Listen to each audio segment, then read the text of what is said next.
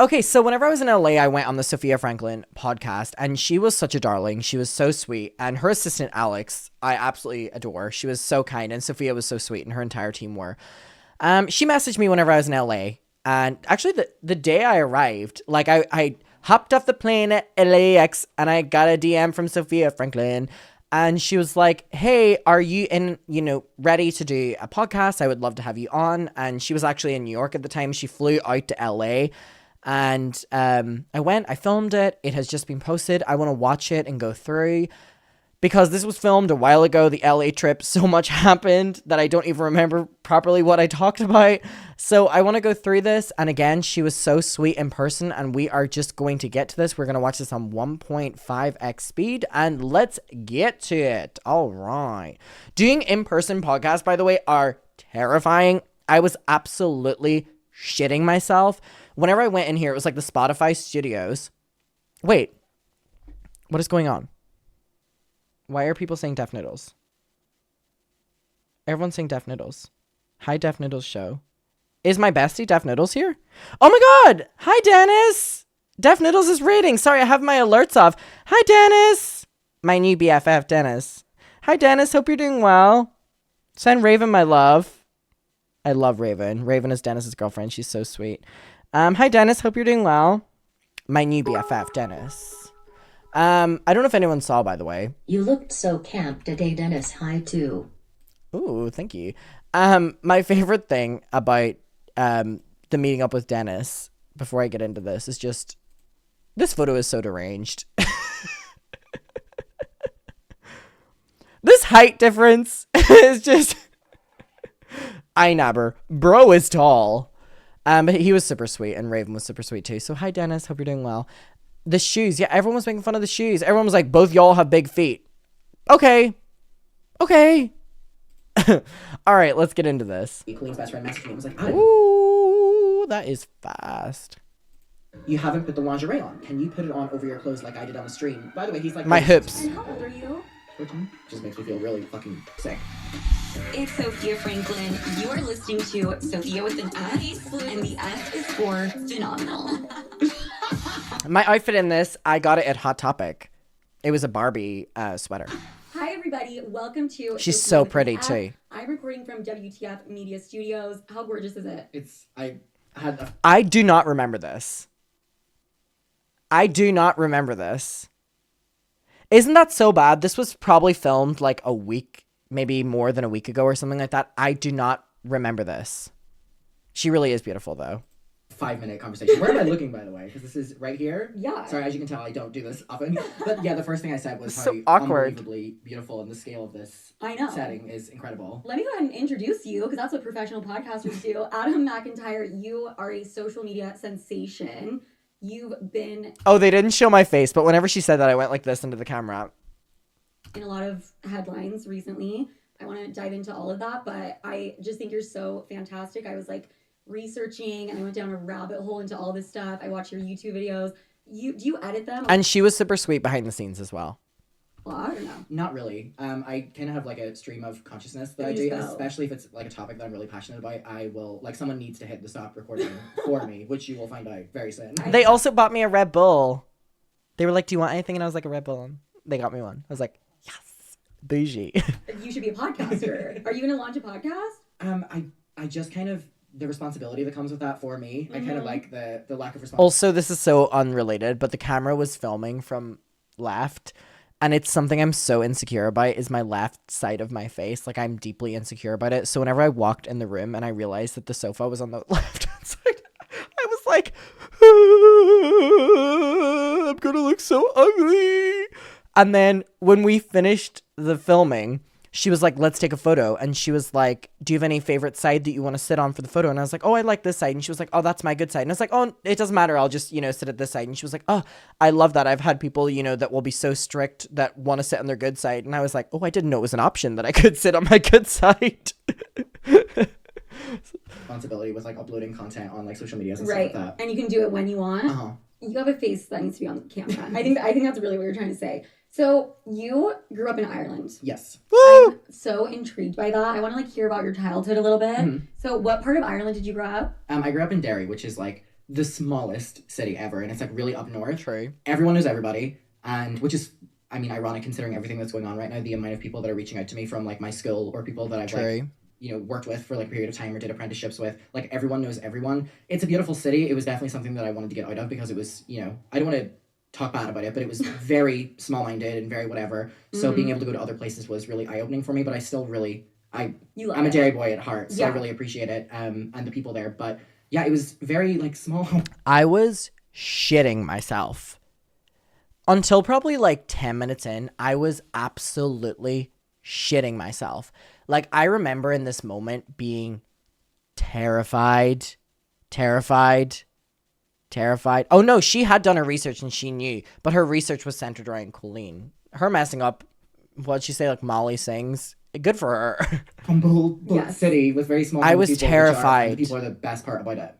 I feel that on so many levels. Every time I talk about my upbringing, because I grew up in Salt Lake City, Utah. You probably do you even know what that is? I know Salt Lake City and Utah. Yeah. It's very similar. We just put it that way. Very close-minded, and I always get like shit on. I'm not talking bad about it. It's just it is what it is, you know. And I felt like, you know what, I need a little bit of culture, just a little bit more depth. She's from New York Utah. full time, right? New York full time. Well, that'll give you culture and everything. Right away. Right away. That was like culture shock for sure, but best decision I've ever made. Yeah. When did you actually start creating content? I always wanted to create content because I wasn't good at school in any way, shape, or form. Not like how bad are we talking? Oh, I'm talking like ungradable in exams. Like I'm talking about, I don't know how your grading system works here, but I'm so critical of myself that I don't think I could ever go on podcasts.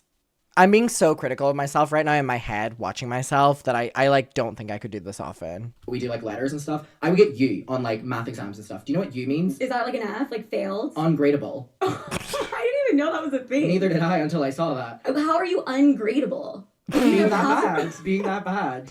Was it the type of thing where you would try to like cheat or try to answer the question, or were you the kid that would just write bullshit? Hi, I know you're reading this and I have to write shit down, but... I feel like I look better if I'm like, I didn't try. You know, I just put down anything or I didn't fill it out. But unfortunately I was trying, but I wasn't good at it. And so I did get ungradable. Saying that's like, I was very much so in the creative field and stuff like that, and I was moving image arts is what it was called, like film studies and stuff, and I graduated from that like during the pandemic.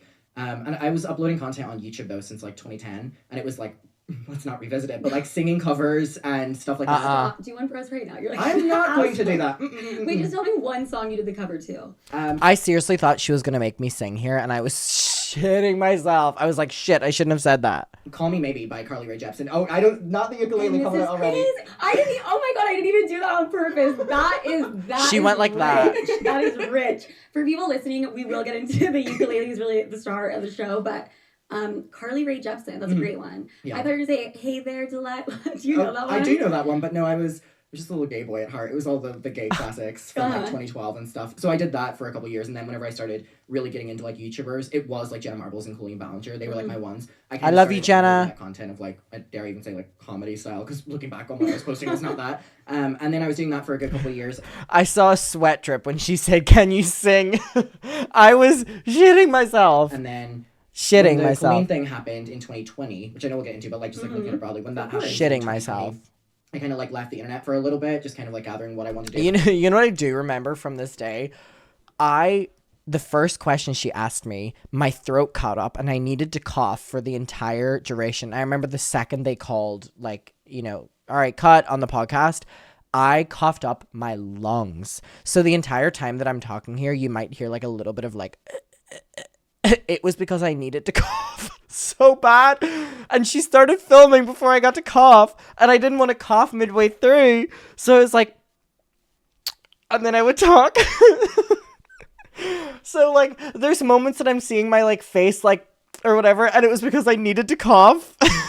And you wanted to post because I mean, it was crazy, so I didn't want to be on the internet again. Yeah. But And anytime I laughed, I remember that it would tickle my throat, and I'd be like, I need to cough so bad. But I didn't want to be like, can we pause for a second? Passion.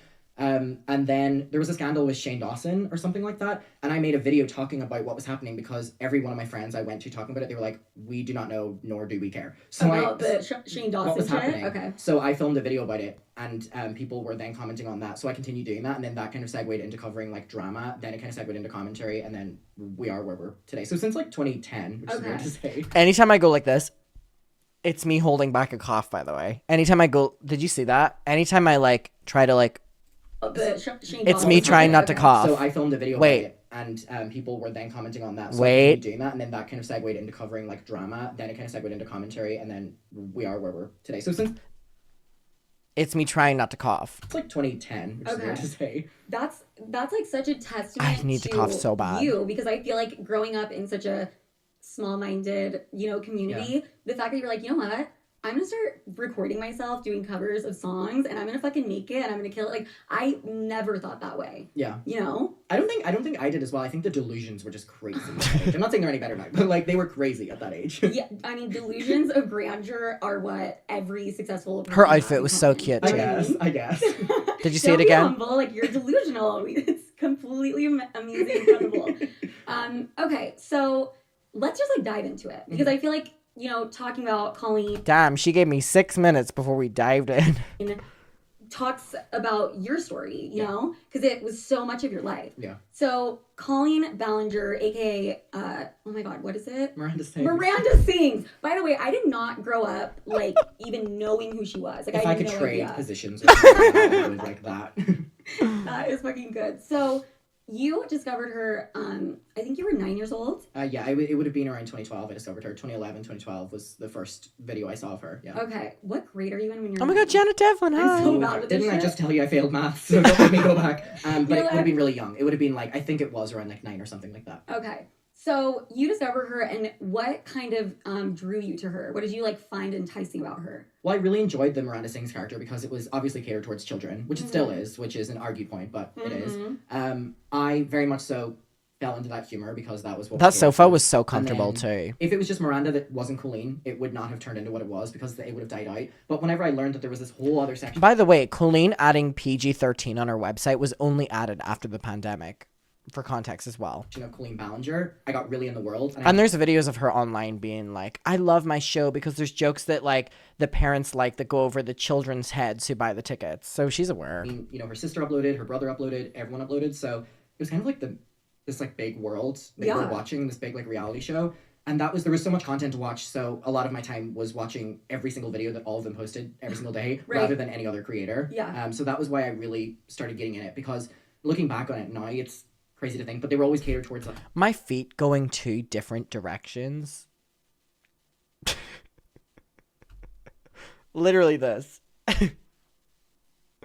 like you're my friends and I'll do anything for you. So it was different than watching like Jenna Marbles, who I also watched at the same stage because she wasn't sitting on a video being like I want to be your friend and stuff. Yeah. So there was almost like this is going to I turn loved into a getting my friendship or Jenna something. praise so there was a in. deeper level there. Totally. Do you think, looking back, it was truthful, her coming out and being like, speaking to her fans that way, like we're all best friends? Like, do you think she meant that and felt a connection with everyone, or do you think it was just like full-blown manipulation? I feel like every single creator in any form has a parasocial relationship with their audience. Like I would say you have one with your audience, I have one with my audience, even like people who just post on Instagram or whatever. The problem is when True. people abuse it. And I feel like that was what she was engaging in rather than other YouTubers who just have the parasocial relationship. Totally. And I think, obviously the level that she would engage with her fans was completely inappropriate. But even aside from that, just how deep and how interactive, like it was almost, I don't know, like did it make sense to you, or did you think it was a little bit weird? Oh, back then it was just kind of like it was a competition to see who could be the biggest friend of her. Yeah, and I've talked didn't- about that before. There wasn't any alarm bells really that popped into my head until probably 2018, 19. Until that point, I saw absolutely nothing wrong with it because it was unfortunately so normalized. So I didn't see any problem with it at all. Like I can't even sit here and lie and be like, oh, thinking back, like there were moments. There wasn't at all. True. I completely feel that. People are always like, oh my God, there's no way you didn't see any red flags and blah, blah. No. Yeah. Like, I think because you and I do not think, the way that she does, or other people who are not, I'm not going to comment on her mental health, but I think we can all kind of agree that there's something not quite right.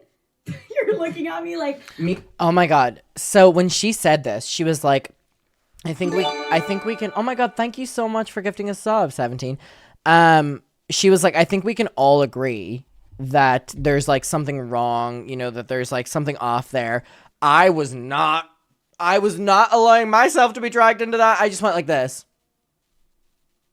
I did not say anything. I did not nod. I did not whatever. I was like, you are not, I am not, that is not the headline tomorrow. Adam McIntyre says that Colleen Ballinger is mentally ill. I just sat there and I did not give her anything here. And that's why she's like, you're just sitting there being like, because I was like, she was like, oh, like there's something off there. And I just went like this. I was like, I am no comment. Me so scared to say anything right now. Me so scared to say anything. Okay, you speak on. I'm just gonna sit here and look at you. Well, and by the way, I wanted to just acknowledge the fact that there have been a few people who have come out, and we'll get into like those details. But were you the very first person? Does she have an experience with a YouTuber? She alludes like this throughout the episode. Okay, so I do not know anything about this other than she was one of the hosts of Call Her Daddy, and her and the other host of Call Her Daddy had a big public fight. I don't know anything. I'm 100%.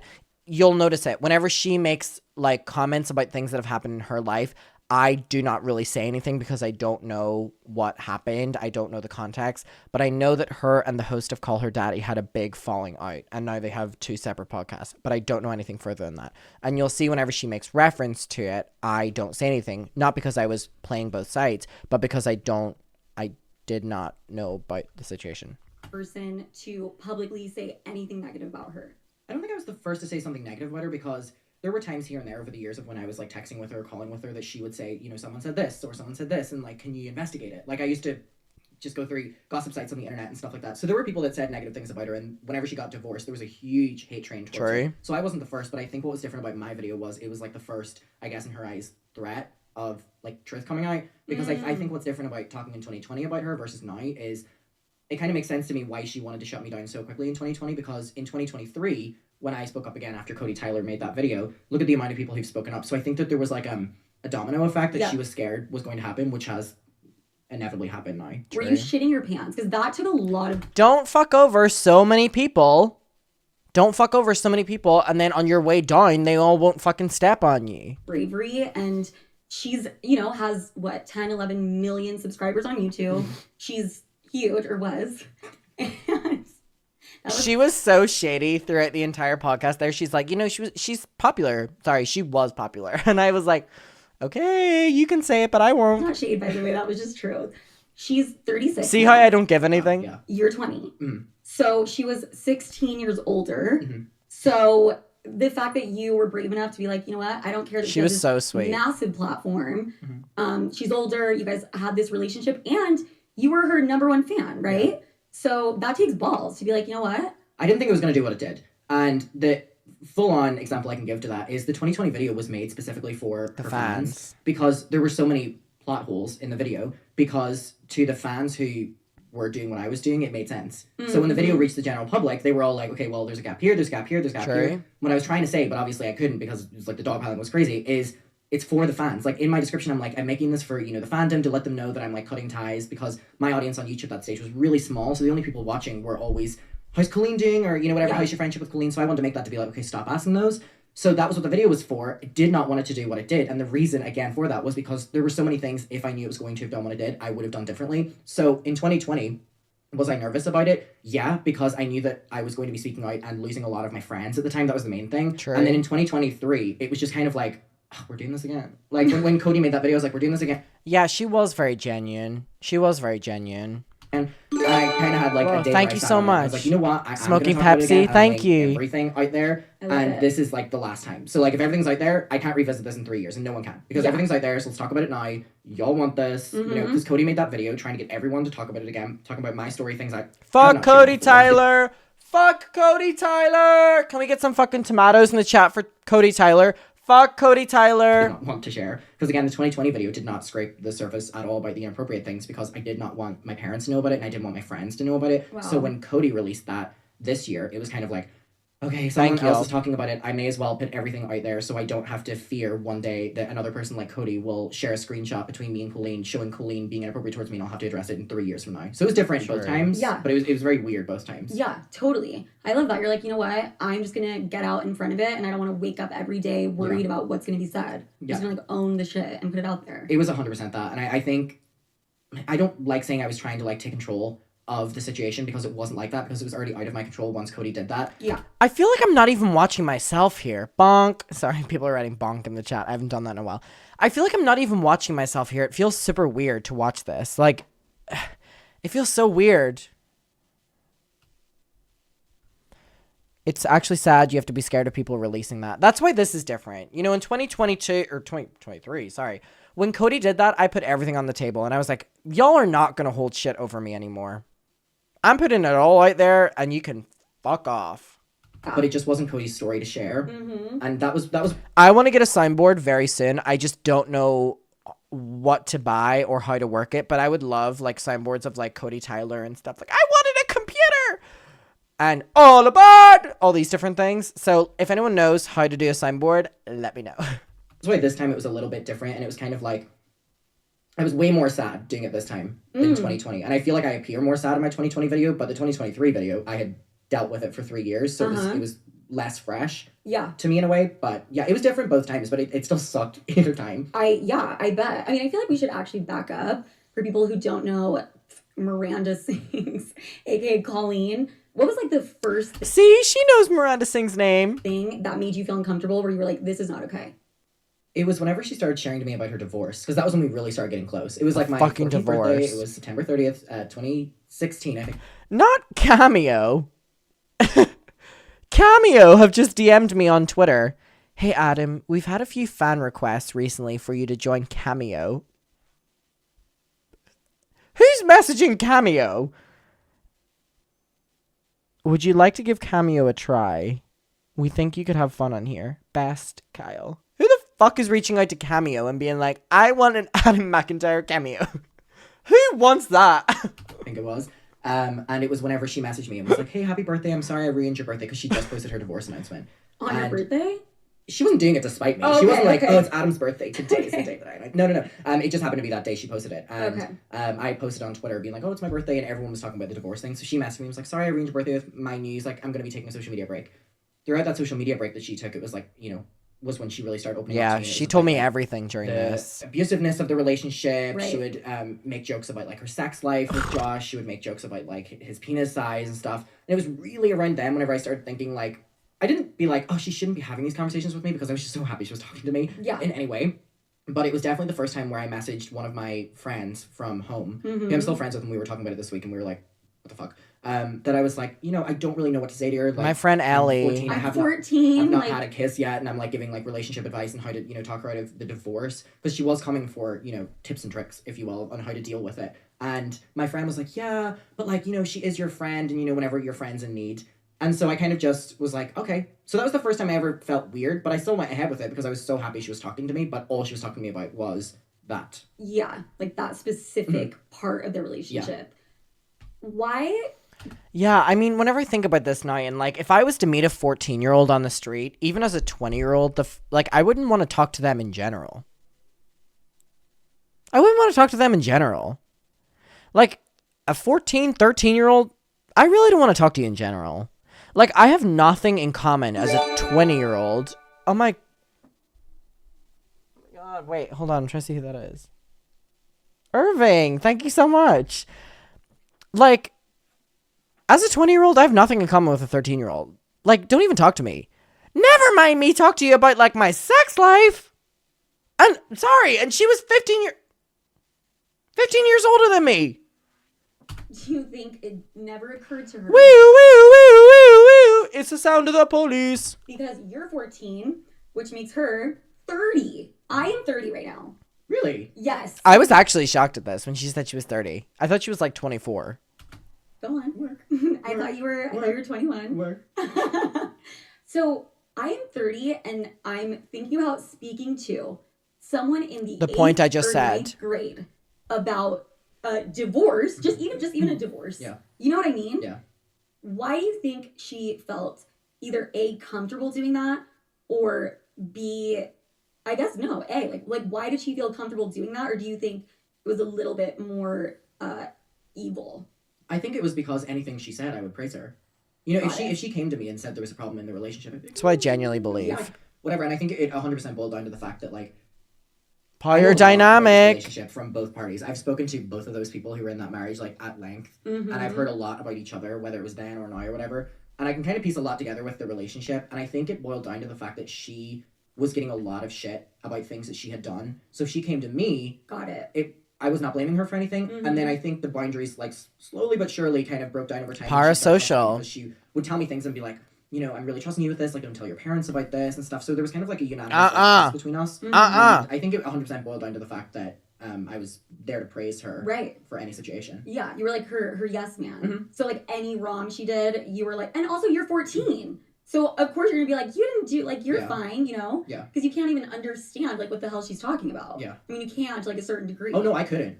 I couldn't at all. Like, I mean, And I'm glad I said that, where, you know, Sophia was like, you know, you can understand to a certain degree what she was going through. And I was like, no, I couldn't.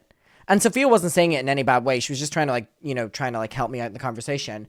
But, like, I was 14. What do I know about a fucking divorce? And you did it at my birthday dinner.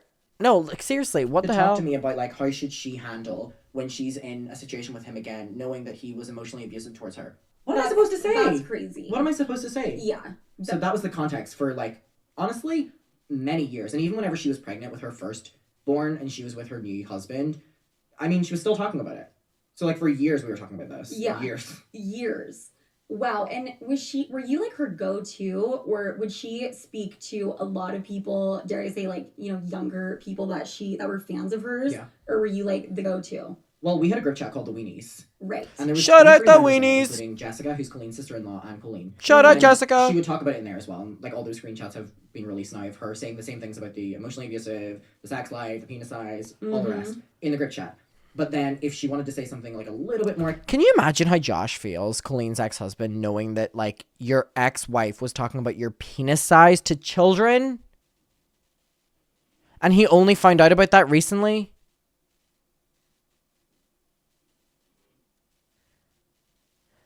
Let me tell you something. Just, like, off the cuff, I promise you Colleen is working hard right now. What do you think she's working hard at? Let me get your suggestions in the chat. What do y'all think Colleen Ballinger is working hard at right now? Because I have a theory. Anyone? I think she's working hard at something right now. Okay, none of you are getting it. Wow, none of you are getting it. My mom got it, getting another baby. I promise y'all right now, no proof, no whatever. I promise you, knowing what I know about Colleen, that out of pure speculation, I promise you, just from my, like, speculation, I have no facts to back this up. I promise you, how I genuinely feel is that Colleen is trying to get pregnant right now.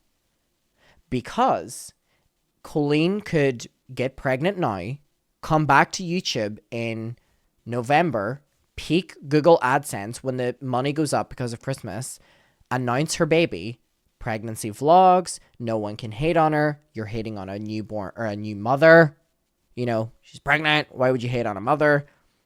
I promise you,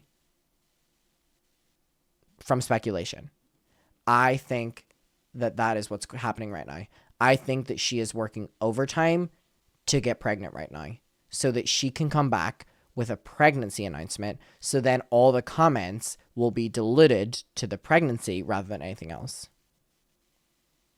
No proof, pure speculation, just speaking from what I know about how she spoke about Flynn when her views were down, and the same with the twins.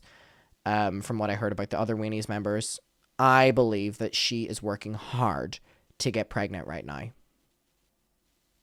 The way she spoke about Flynn saving her views, the way she told the Weenies members about how the twins were going to be the reinvention, I promise you, I genuinely, from the deep, dark hole within me, that I believe that she's trying to get pregnant right now.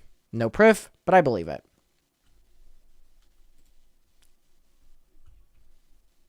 explicit or something a little bit more deep, she would message me privately. So conversations were happening on both. But there's also a guy called Johnny who actually worked for her as well, and he was a fan. He was a little bit older than me. I think he was 22 when he started working for her, but he was a fan of her since he was like 15 or something like that. We've connected recently, and he was also getting the exact same messages as well. So I think she was writing it to us two, and then the Weenie script chat. So there's a lot of people that she was putting a lot of trust in. Yeah. Who were all kids, by the way. Yes. So, I mean, you've spoken publicly about it. There have been a few others that have spoken about it. Would you say there's probably a ton more that just don't want to speak? Right? I know there is. You know, they probably confided in you, right? But I they know don't... there is. I can 100% confirm that there is. Yeah. And there's other group chats too. Yeah. I mean, once there are, you know, several people coming forward and talking about one individual and all the similar stories, it's crazy to me. Like, to this the domino day, effect. people will still not believe them for whatever reason. And it's like... It's easy. For someone to be told something about, like, a situation you've gone through, a situation I've gone through, or anyone in this room, it's much easier for someone to be like, oh, whatever, rather than have to, like, learn the, like, lore behind it, right? Yeah. So that's what I mean by, like, easy. Like, if I was to ask you about something, and you would go to, like, talk about it, and it would be, like, 20 minutes minimum that you would tell me about it, it would be much easier for me to be like, oh, okay, never mind. Yes. Or something like that, and make up a preconceived thing. And a lot of people did that. I feel like that was a good point. I feel like she kind of took me up wrong whenever I was like, oh, it's easy.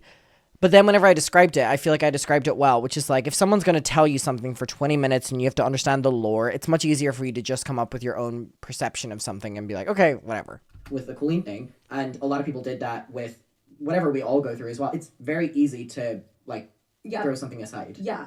I also think, you know, there's this thing where as a society and, like, as a culture, we don't like that. Yeah. And I also think that, you know, people don't even want to believe or face the fact that, like, this exists in the world. Let's pay attention, you know? And I think as well, like, a lot of people have been saying something that has been really pissing me off. It's like, well, with all these people coming out, like, how do you think Colleen feels right now? And how do you think Colleen's mental health is doing? And I'm like, she was creating a smear campaign for 3 fucking years. And, you know, we'll not take it to that level, but that was really rough. And that was on a 17-year-old, you know, and my support system was dwindling as she was, you know, stealing friends from me by, like, feeding lies to them and stuff. Whereas, you know, it's not to discredit her mental health or anything like that, but, you know, she has this big family and friends and the support system and money for amazing therapy and stuff like that. I had none of that. The other people had none of that. So that argument is, like, one of the things that, like, you're shut the fuck up. I can't. I mean, I can't either. She was like my favorite person to do an interview with, because any other person would be like, okay, that's a good point. She was like, yeah, I agree. Tell them to shut the fuck up.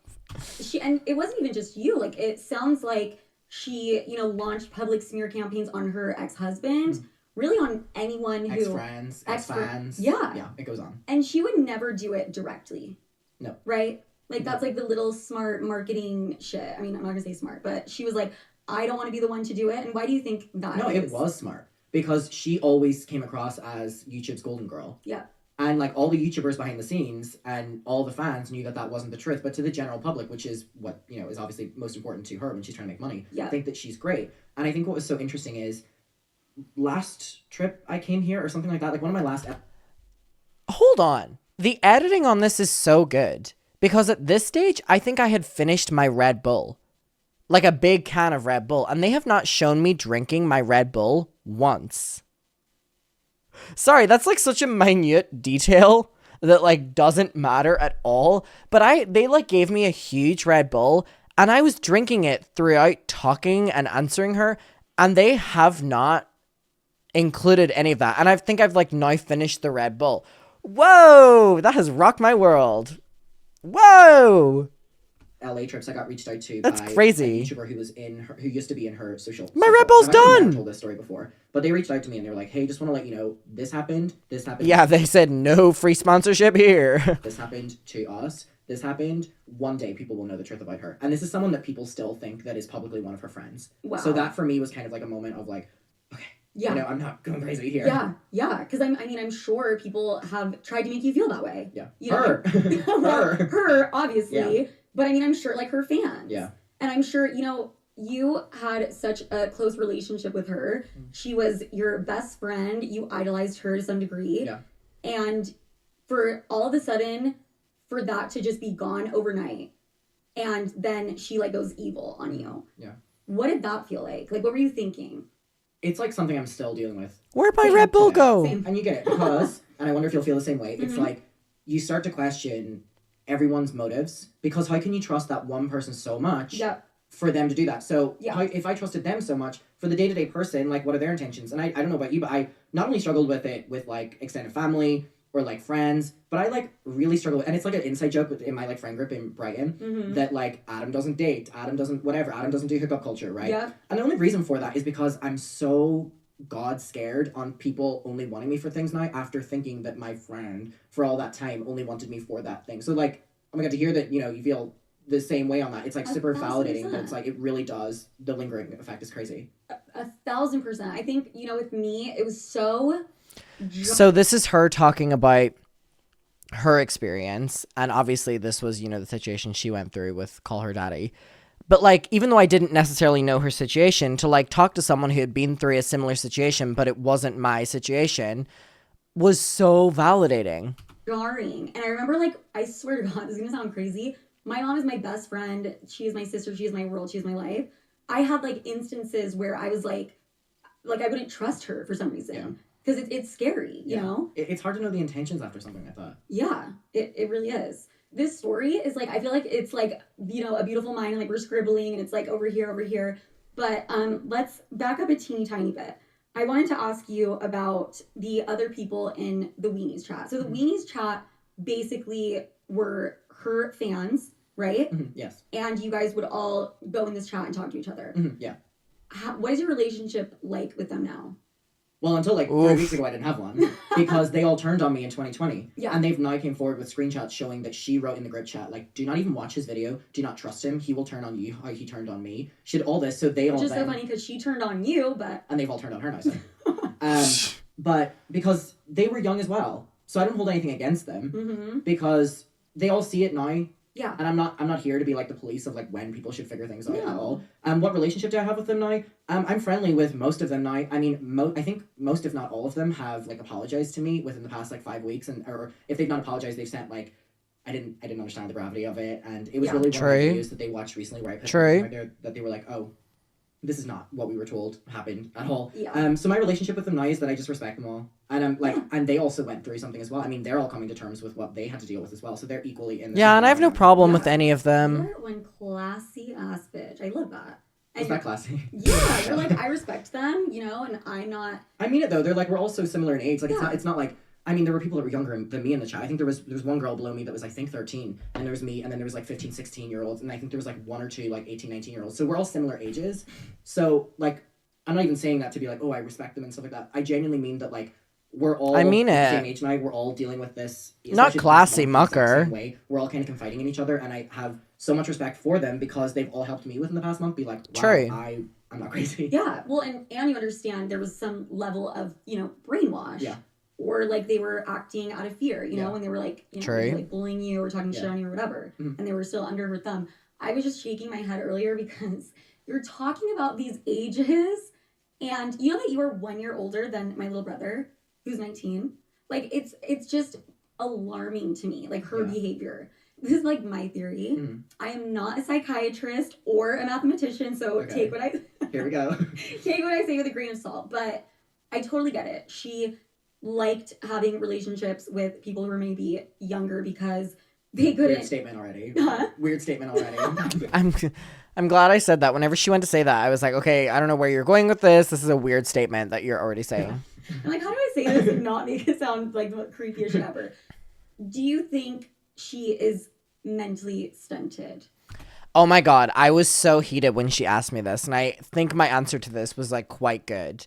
Where I was like, nope, she knows what she's doing, I think is what my answer was. But do you think she's a little bit, like, still stuck in, like, middle school, high school, like she's, like, 14 in her brain?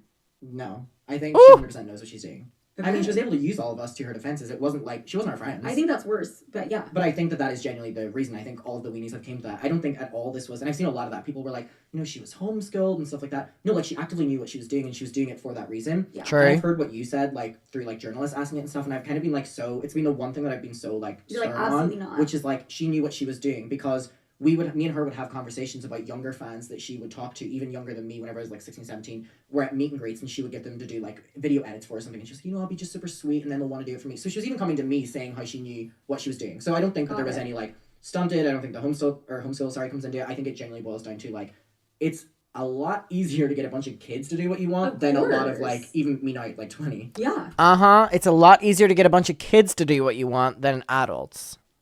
Yeah, that makes sense. I think, I didn't grow up watching her. I just recently started looking into her and the Miranda sings and the red overlined lips and like she, acts a little wonky and there's something creepy to me about a full grown adult trying to appeal to a very young audience. Well, I just don't know how the character is even still a thing, and I don't mean that to be shady or salty or anything like that. I don't know, like she's going on tour this weekend as the No character. way. No. All cancelled. Bonk. Oh, And like people are there's no way she is. Oh, she is. To anyone that bought tickets, you're welcome.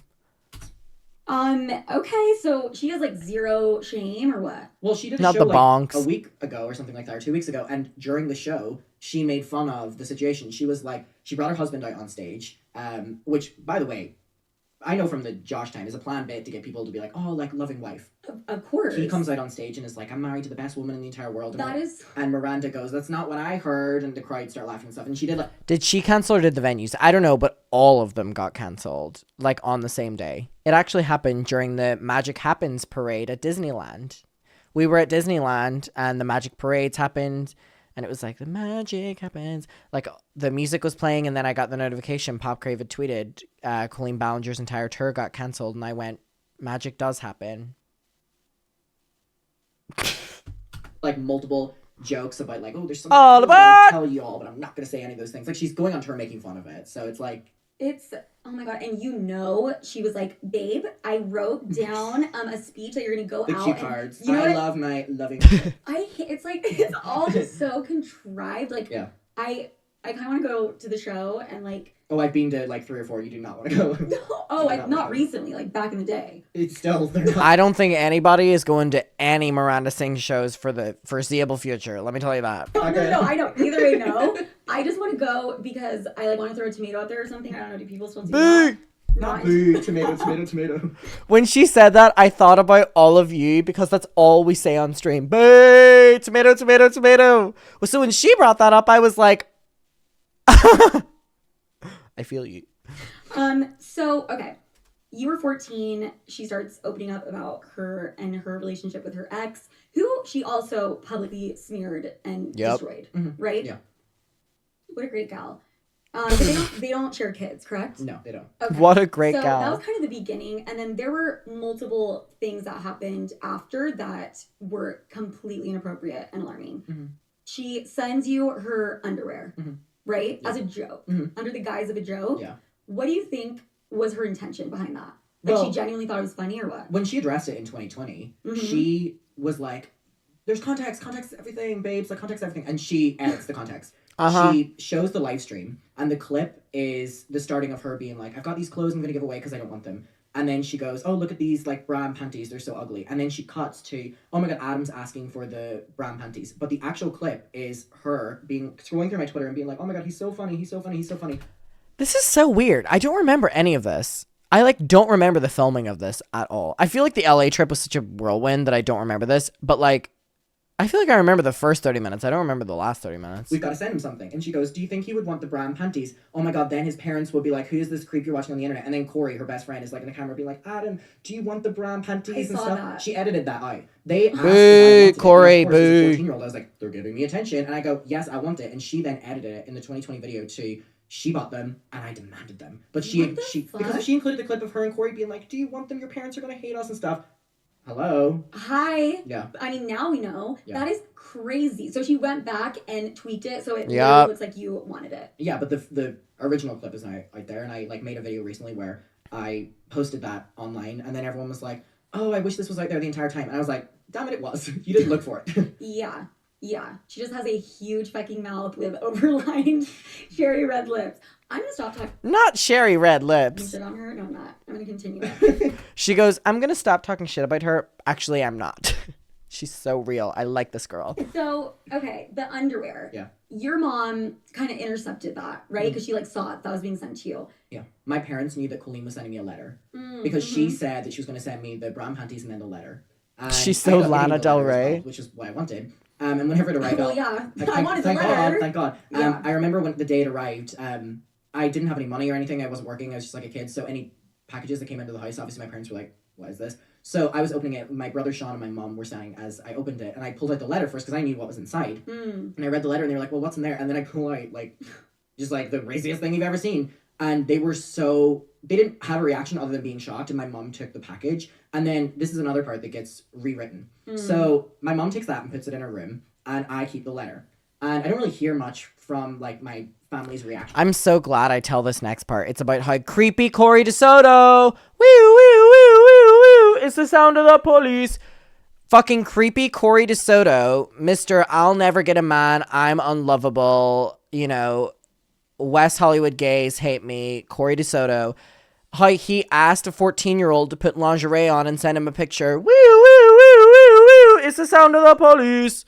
To it other than they I'm so glad I told this story. For me and stuff like that. Yeah. So it was like lock Corey DeSoto up. Colleen's best friend messaged Put him to jail. I want Corey DeSoto in jail. Woo, woo, woo, woo, woo. me and was like, Adam, you haven't put the lingerie on. Like I asked you to put the lingerie on. And by the way, he's like 36 or something. Corey. Oh, this is so. And how old are you? 14. Okay. So he was like, you haven't put the lingerie on, and because he Hashtag jail for Corey. messaged me and was like, 2024 over your clothes like I did on the stream and sent it to me. So then we were doing a call with the weenies, and I went in my mom's room and knew where it was, and I was wearing like whatever shirt or hoodie or something, and I put it on and for the call and then sent it to Corey, and that was like the full thing where Corey was like, finally I got to see Adam in the lingerie, which to me looking back on it just makes me feel really fucking sick that, like whatever. Totally. And Colleen and Corey started sending a picture of that around after the 2020 video, saying, see, he begged for it, and he wanted it so bad that he put it on over his clothes, and I didn't have a loud enough voice to be like, no, you actually were, like, wanting me to do this. Very much so. What a conniving. Like, boo! I hate Corey. To have put you through what you went through, you're fucking thriving now, and, you know, you're gonna be stronger than ever and go into situations like, I've got this, I've been through hell, and I'm back, you know? I think there's a silver lining to everything, but I think she did such a good job with this interview. It's just she made me feel very so comfortable. Fucking crazy to me that I can't. It's like she put you through what she put you through. She, you know, did a whole public smear campaign, impacted your life, and then on top of that is like, I'm gonna, you know, like make not a mockery of it, but like I'm gonna take it even farther. Yeah, that's what she does, and I experienced her doing it to other people whenever I was friends with her. And I then saw it happen to me. So whenever it all came out, I knew it stemmed from her, and then found out in 2023 it did come from her. Yeah. When you say friends with the air quotes, do you look back and do you think like this was never my friend, or do you think you guys did have like a real friendship? I'm not even being delusional, and I'm a delusional person. Yeah. But that was a friendship. Mentally. Yeah, of course. She messaged me, sometimes even more than I messaged her. And if I didn't respond for a couple days, she would write in the group chat, where's Adam? Or she would call me, or something like that. Like, this was not a one-sided thing. Maybe she wanted me for a certain reason, or whatever. Yeah. However, there was equal, admiration. There was equal energy and equal, whatever. Codependence? Yes. Yeah. 100%. Yeah. I think so. The Dublin was, she came and did a show. And that was when that was like the peak of everything. It was like 2018 and stuff. Like she, you know, would give me free tickets to your show and whatever. She organized for us to go to the Waxwork Museum in Dublin. They did such a good job editing this because like that Dublin time, she asked me about Dublin for like 2 minutes, but they've cut out her asking for it. So it looks like just like they've done a really good job editing this. And then we were going to go to lunch, and then she was really good job. You know, I would meet her at the show or whatever. And this has been something that was like daggled over my head, like many things. So I would do something with the intent of her doing something in return. Like, this is how she would phrase it. So whenever I was running on gossip sites, you know, finding information about her husband or leaking information she would give me. Oh, she would have you go to these gossip sites that were talking about her and like tell her what they were saying. Yeah, and I would also, under anonymous profiles, have to leak things she was telling me about Josh or her ex-friends. Okay, so this bit, like, fake just everything. So one of the main reasons for this, again, was, you know, getting me to do things for her, and she would give me something. One of the examples was she created this competition called Purple Heart Friendship, in which she was going to fly 2 fans out to VidCon, and they were going to go to her show. And she told me, you're going to win the competition, you know, you've been so loyal and so dedicated to me, and she's going to find me. I posted Snapchats for talking about this in my video. I kept everything. And love it. I would basically do all the gossip sites thing and stuff with the her going, love it. intention of her doing this, and she would openly talk about this. And then there was one day where I was so fed up with getting harassment on the her going, this bit and cuts off. sites because they found out it was me. I love her. I love her. And the next day, she announced the competition winners, and it was 2 other people. And Dublin was the exact thing where, you know, I was doing all this thing for her, and she was like, but we'll get to hang out and we'll have a really good day. And then closer and closer to the time, she was like limiting the plans, she was cancelling, and then she ended up saying, let's not do the Waxwork Museum. When we were driving to the Waxwork Museum, Derry to Dublin is like 4 or 5 hours away from, so my parents drove me down. She cancels the Waxwork Museum when we're like 10 minutes away from it and is like, let's just go to lunch instead. So we drive to the lunch place, and she's messaging me like, you're so late, like, why aren't you here? Like, we're gonna be done by now. She changed the plans to be sooner, so she didn't have to hang out with me. I arrive there, and she's already done her food. And finished her food. Finished, and my burger's there, and she's like, all right, we're gonna get this to go. I didn't even get to eat the burger in the restaurant. It got wrapped up, and you know when I came home from her show in the end, and you know what? That was a good ass burger. That was probably one of the best burgers I've ever had in my entire life. Thank you, Colleen. It was so good. It was really, really, really good. And Colleen said, let's wrap it up. Literally. The burger. It was a really good burger. Thank you, Colleen. And we walked outside. She took a picture. Free food is the best food. And then I left, and she free food equals like 5 years of work for her. literally left me stranded in main streets of Dublin, which is terrifying. And I was 15 at this stage, and I didn't have like that on my phone because I just, it was just like a standard iPhone that my parents had gave me. So I genuinely thought I was going to be stranded, and luckily my mom was like, if they're cancelling on plans and they've already been at the restaurant for a while, they're probably already finished. So my mom stayed close by the hotel and then just pretended to run into me to try and not embarrass me and like put a damper on my day. But there were 2 examples of like fake promises to get me to do things. Sorry, that was a long time. No. I think it's super insightful. No. Well, you don't want to talk about 9/11. Well, it's the second you said, I want to take a step back, she punished you. Yeah. Essentially, right? Yeah. I was a fan of Colleen Ballinger for 10 years, and the best part of it was this free burger. And why do you think that is? Like, yes, is it because like she's losing a sense of control? Is it because she's scared you're gonna like abandon her? Like, what is it? I think it was just to show me that like how unimportant I was. Like, she can make the decision to fly me out to Big Con, or she can make the decision not to. Right. I need to do things for her to go, basically. Yeah. I think it was that. I think it was her just being able to say that she had full control of everything. Yeah, that is fucking crazy. She's like extremely spiteful. How else would you describe Colleen? Because, and I know it's like a very broad question, but my head was racing when she said this to me, where she was like, how would you describe her? And I remember staring at her and my mind went blank, and I was like, what do I say? Started looking into her. I called my brother today. I said, do you know Colleen Ballinger? And he was like, oh yeah, I do. And I asked him, because my brother's 19, like, were you a huge fan? And he was like, absolutely fucking not. Like, hell no. Clever boy. But I've asked people, and every single person is giving me the same response, which is, I don't get it. She gives me the cringe. I don't know. It's probably because she's targeting way younger towards people. Children. But again, my brother's like 19. Also, my brother was probably high on the phone call and like doesn't even know what the fuck I was asking him. But what do you think was like her allure, besides the fact that she had this huge platform? Like, did you find her genuinely funny? She asked me 2 questions before I got to answer the question on what word I would use, and I was like, which one do you want me to answer first, Queen? Mm-hmm. What was it? I would use the word evil to describe her, by the way. There's not many other words that come in. It's so I answered the first one first. What was your question? What like brought me to? Yeah, like what? In the beginning, it was just you were young, impressionable, and you thought she was like fun, and you enjoyed her videos. Yeah.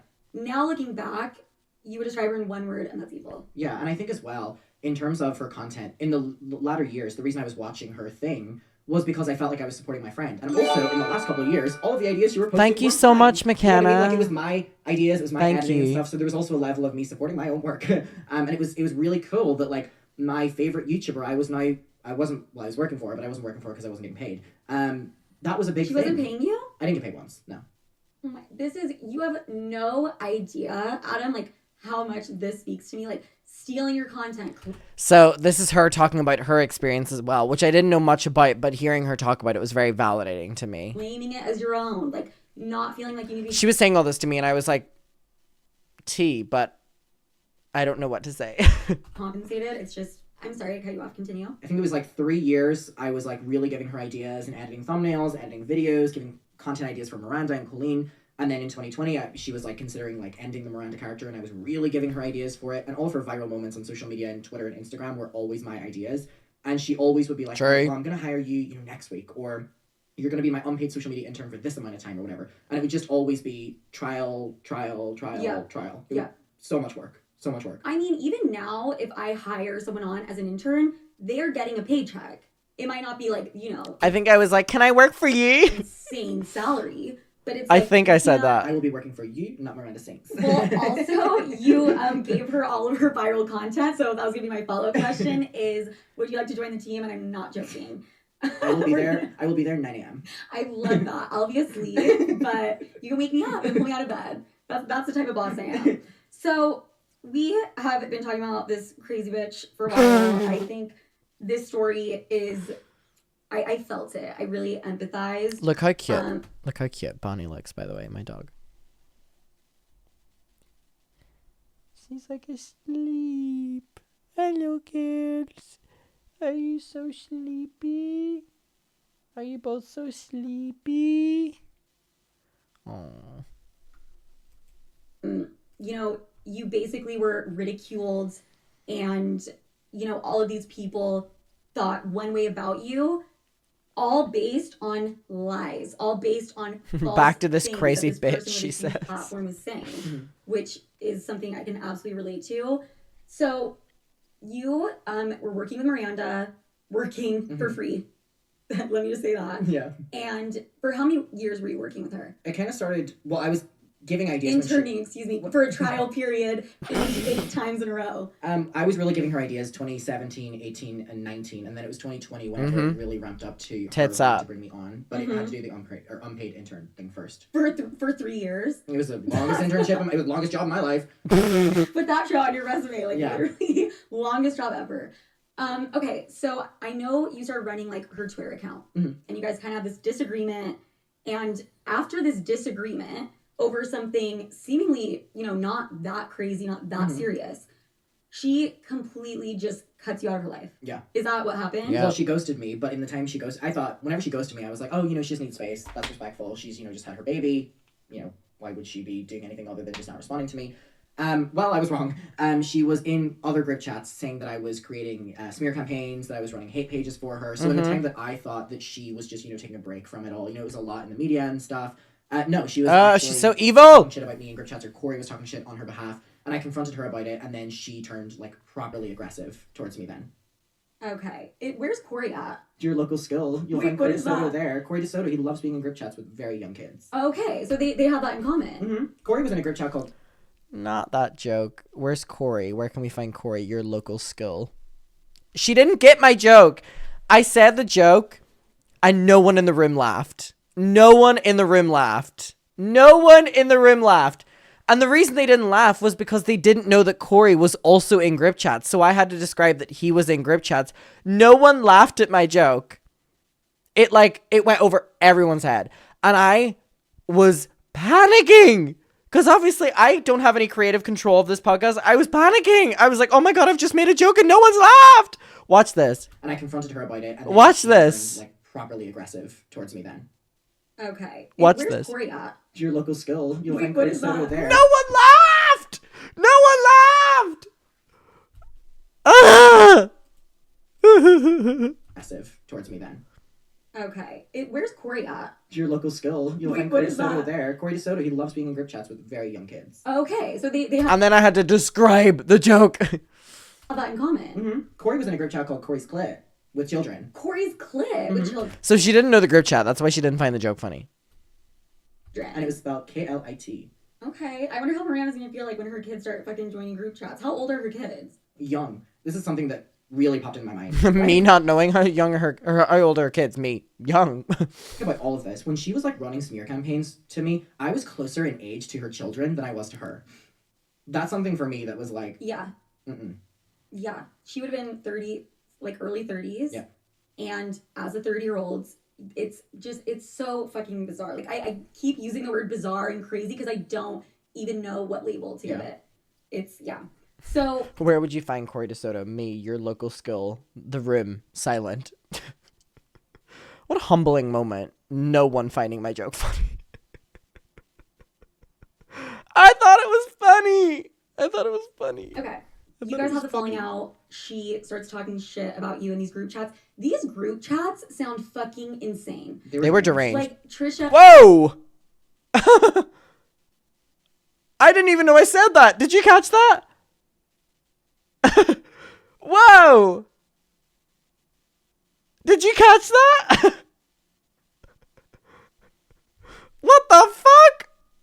Paid us his nude. He was sending those in the group chat. Well, I can't Whoa! remember, but I was getting them privately for sure. Whoa! Making fun of her, right? Well, the joke was that What the fuck? That was crazy. like I would get it, or it would be a video of Trisha or a picture of Trisha or something. And I mean, she did the same thing to Johnny, who spoke up. She would send them like kind of out of context, and it would kind of be like, "You look amazing," and it would be like Trisha titty pic or something like that. Okay, got it. I mean, I'm assuming Trisha had no idea that was happening. No, but I tried to tell her for the past couple of years, but she did Uh-huh. not want to listen because she believed Colleen. And again, I don't hold that against her because I believed Colleen for a lot of years too. So Yeah. I can't hold that against her. Totally. And I know Trisha and Colleen had like a podcast. Are they like still friends, or you don't really know? Well, Trisha posted a video a couple days ago called Colleen, Called her out, right? and basically said that once the things came forward about the OnlyFans, because Johnny showed proof.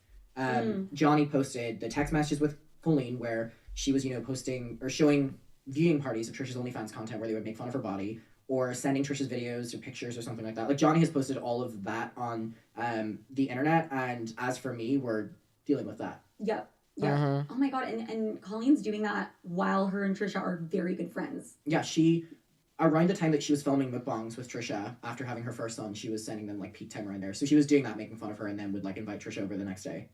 Wow. Super fucking cute. So you guys have this falling out, and then you decide that you want to publicly acknowledge how you feel about Colleen and the things that went down for the fans. Mhm. What made you want to do that? So, the 2020 video was Yes, that one. yes. It was so that they would, like, there would be no longer any association there, which is so ironic thinking about True. it. But, like, What do you mean, no association? because my audience was from Colleen shoutouts or something like that, so all the comments were always about Colleen. So me posting this video was like, oh, let's not comment about Colleen anymore. Yeah. That was what the video was made for in 2020. And it was Okay. also made for all the fans that were getting, Oh my goodness, information thank about you the so story much. That was not true, and it was kind of me just being like, Thank you so much. Yeah.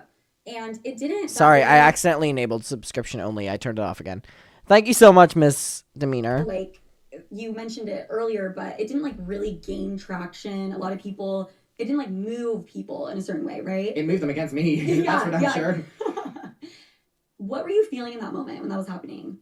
Like, did you regret making the video? Were you like, what the fuck? I didn't regret making it, but I just would have done it differently. Like, I would have laid everything out there, but I wasn't ready to talk about it, like, the extent of everything that's out there now. So it's Yeah. kind of like, I wouldn't have done it the way Yeah. I've done it now because I'm looking at it from, like, a 20-year-old perspective versus, like, doing it at 17. So I would do the video differently, but even back then I wouldn't understand how to do the video differently. True. I mean, I feel like the 2020 video had to happen for the 2023 video to make sense in people's minds because it's not, a clout chaser guess. coming forward in 2023 jumping on the Yeah. drama. It's someone who's been trying to get you to listen for 3 years. And then when Yeah. Cody released the video, this month or last month that showed that I didn't lie Fuck about Cody anything, Tyler! it was kind of like, okay, Boo! 2020, here's everything else, Boo! do what you want with it. Yeah. That was the difference. Fuck Cody. So when Cody put his video out, were you like, Boo! yeah, I told you so? Like, were you like, finally, people are gonna believe me? Like, did you feel some kind of like vindication? I didn't know how to feel. It was weird because Cody was one of the main people leading the hate campaign. So it was, And- kind of like, why should I listen to you? But then what they released was, vindicating the story, which I've been trying to get people to listen to. So it was like, thank you, but also fuck you. kind of way. And I still hold that to I do not like Cody. as a Thank person you, but fuck whatsoever, you. because they only made the video because they wanted to buy a new computer. So Cody can go fuck themselves as well. To buy a new computer. I didn't realize I went that hard. So they've been sitting on information for 3 years that would have cleaned my story up, and they only released Bonk. it in 2023 whenever they could buy a new computer. Are you saying they released the video and like use the monetization from the video to like buy a computer? On a live stream, Cody was like, oh, I'll finally be able to get my new computer with all your hate comments. So, Also, the luxury. the luxury. Damn, I was thinking a computer would not be hard to come by over there where they're at. Also, Cody was like revealing personal things that was like your story to tell and only you. Yeah. Correct? Yeah, and that was like, I didn't want to talk about this guy. Like, I literally spent 3 years to get, like, the two names not, right beside each other like Yeah. they were. So for all this to get brought up again, Mhm. the names were already being put beside each other again. And the only reason I had to speak up was because Cody did a pretty serious allegation of, Colleen asking the sexual DM questions to me. So I had to then speak about it because, someone has went on the record being like, Colleen was talking to you when you were a minor about sex and stuff. Did this happen or not? So I kind of had to, gather my thoughts within 24 hours to talk about a story that I did not want to talk about. Oh my! So you put your video out 24 hours later? Something like that, yeah. Holy shit! Were you That was just a like stressful 24 hours. like Oh, were It you was scared by putting deranged. that video out? I was more so embarrassed to have to talk about everything rather than I was kind of like to post the video. I was more so like annoyed and frustrated and sad that someone had done it, and also just Fuck really you, embarrassed that Cody. I had to talk about it. That was mainly that. It wasn't like a yes or anything like that. Right. It was 100% like, are you fucking kidding me? Yeah. No one I takes have Cody to address seriously. this, like, I don't want to. And I think, feeling No one embarrassment does. are completely valid. I think it's so badass. I What did Cody do? I missed that part. Be the worst person in the entire world. texted you that earlier. Like, Thank you. so courageous. You're the one that did it in 2020. I just think it takes a lot of balls. Okay. So how do you feel moving forward now? And like what I mean by that is you're never going to speak to Colleen again. No. Has she tried to reach out? Mm-mm. And I said like 3 weeks ago on Twitter, publicly said, Colleen and Corey, if you want me to never talk about this again, privately and publicly apologize to me. Isn't that so crazy? If they had privately and publicly apologized to me 3 weeks ago, how different everything would be right now. Even just speaking on like a personal level with me. My parents. And They did this themselves. 3 weeks ago, by the Back time then, the I Tinder know. story wasn't out. A lot of the DMs weren't out. A lot of the other story wasn't out. It could have been stopped. She chose pride over not having to do that at all. And, now there's lawyers involved and stuff like that. So I have not heard from her behind the scenes at all. Her lawyers or your lawyers? I haven't heard from her as a person behind the scenes. I also haven't heard from her lawyers. Got it. True. Did you know when you put out that video in 2020, like deep down, you're like, everything will surface? I think it wasn't 2020 and it wasn't the backlash of the media because that really started to warp my perception of it. I was like, oh wait, maybe, no, it was kind of... I think I gave a shout out to the Colleen Ballinger snark here because they've been so supportive of me. I was like, you know what? I'm going to give them their moment. Over the past 3 years where I saw like... I think there was, so. like, a snark Reddit. Oh my god, yes. The thing says snark Reddit is powerful. And it was the Colleen Ballinger snark Reddit. Oh wow, And yeah, I did. It was basically documenting all of her lies on the internet. And they were actually like factual statements and stuff. Like snark Reddits can be the worst, right? Yeah. However, this one, I can't speak for it all, but what I can say about it, so it's the Colleen Ballinger snark. They were doing detailed timelines. Detailed timelines. Things that they're still doing to this day. And I remember seeing that and being like, okay, there's enough people on this that are starting to see this that I think, eventually, even if there's a small niche of people are waking up to what she is. So I really got to give a shout out to them because it was really them. Shout out Colleen Ballinger snark. So I'm glad I got to give them a little moment on there. To the Colleen Ballinger snark. Can we get a round of applause, please? Yeah, I have been on the snark Reddit page for a certain individual before, and they are FBI. But like the fact Terrifying. that right? Terrifying. Like the insight that they're able to gain just by, what they can see is, I'm like, bitch, how do you know that? And I didn't. It's so crazy. And you know what, to backtrack, the thing is Colleen actually has apologized in her apology video. And Toxic gossip train. No, but I want to duet it so bad because it's the craziest. How do we describe this? 3 years ago, I made a fuck. It's like theater kid realness. Theater kid realness in a 36-year-old's body. All about. Yeah, delusional. With a ukulele. It's 10 minutes long. Her PR team. She was like the perfect person to interview me rather than anyone else because she like fed into like me being shady. How pissed do you think they were when she put that shit out? Well, I mean, it was probably past their bedtime whenever she sent their video. Wait, I loved this joke. Well, I mean, it was probably... Wait, I loved this joke. 3 years ago, I made a fuck joke. Is Colleen actually has apologized in her apology video. And this is where the ukulele Do you have one comes here? in. Do you have one here? No, but I want to duet it so bad because it's the craziest. How do we describe this video to people who don't know what the fuck we're talking about? They're like ukulele. It's like theater kid Realness. Theater kid realness. Delusions. In a 36-year-old's body. Delusional body. Yeah, delusional. With a ukulele. It's 10 minutes long. Her PR team, how pissed do you think they were when she put that shit out? Well, I mean, it was probably past their bedtime whenever she sent their video. It was a school night. So. Yeah. I love that joke. I've used that joke in interviews, on my YouTube channel, on my Twitter, in podcasts. I love that joke. Yeah, Maybe true. next morning they saw and they were probably furious. They need to take like the phones and the tablets and stuff away at night. Yeah. For sure. How do I love that joke. Sorry. I love that joke. That is so good. That's fucking hilarious. Okay, so how do you feel moving forward, just in the sense of moving on with your life? Mm-hmm. Do you want this to just like go away? Do you feel like, you know, now you have this experience and you want to use it and be like the voice for, I don't know, like other people who could be in the situation? By the way, that is not anything you need to do. Like that's, you know. Yeah. But what are your plans? You're like, bitch, I don't know. Yeah, I'm gonna like go fucking take care of all the kids around the world. Yeah. I mean, the responsibility of that is something that I never, you know, the thought of that is terrifying. Mainly it's just moving forward with this. I want some sort of closure? Accountability. Oh, accountability. I want some sort of, but yeah, that will come with closure. And people are like, you know, you've got to give yourself closure and all that. I'm like, fuck that. I want her to admit what she did. Yeah. I don't think I'm gonna get that. We're not gonna get it. I know we're not gonna get that, and we'll obviously work with that. Moving forward, I cannot wait for this to stop. I cannot wait for it. Yeah. That's what I'm looking forward to right now. However, in that same breath, while it's still happening, this is it. I'm going to talk about this until I have like Exhausted. there's nothing more there. If it's not never. Yeah, I think that while it's all happening, it's like you will be part of the conversation and then you will clean your hands and move on. Mm-hmm. But also, it's like we should be able to talk about it for as long as we want. And also, even though I don't want to, healing from something, we're dealing with all of this very publicly. Yeah. I don't have the blueprint to like how I'm supposed to deal with a situation. And there isn't one. And there's not. Yeah. And there's not. But we're gonna write it, and that is our big announcement. Adam and I are putting out a book.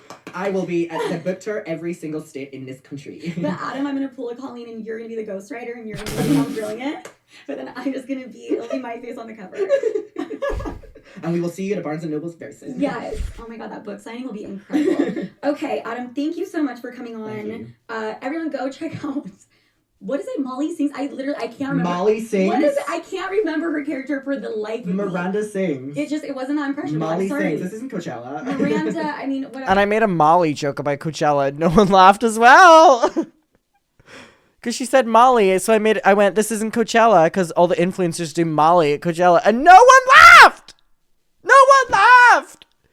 He sings. What is it? I can't remember her character for the life of me. Miranda sings. It wasn't that impression. Molly sorry. sings. This isn't Coachella. Miranda, I mean. No one laughed! Tough cried! Do you know whenever she didn't laugh at that joke, I was like, fuck me, 2 jokes in a row. I went, really? We're ending the podcast with you not laughing at that joke? Whatever the fuck her name is. Melissa, I don't care. I was so check her out distraught. on tour. You will absolutely regret it and ask for your money back. And Adam, I cannot thank you enough. Thank you. I want to go just hang out with you. And then I'm like, I'm 30, you're 20. I don't know. You're not even 21. See, I would not. I love you to death. Like, we could go get tea, but I would not be like, okay, let me sneak you into this bar. That's normal though. My brother is normal. 1 year younger than you. That's normal behavior. Yeah. But thank you for having me on, and thank you for caring to talk about it. And by the way, I appreciate it. I think this has probably been one of my favorite times to talk about it, because having someone who understands the situation, but it not being the situation, really helps the conversation. So I appreciate that. And thank you for having me on. And thank you to everyone here as well. Yes, thank you. Adam, where can they find you? Oh yeah. Everywhere. just type in Adam McIntyre or fucking Melissa Sings, and you'll find him. That's it. Yeah. But thank you. Yes. Your YouTube channel is extraordinary.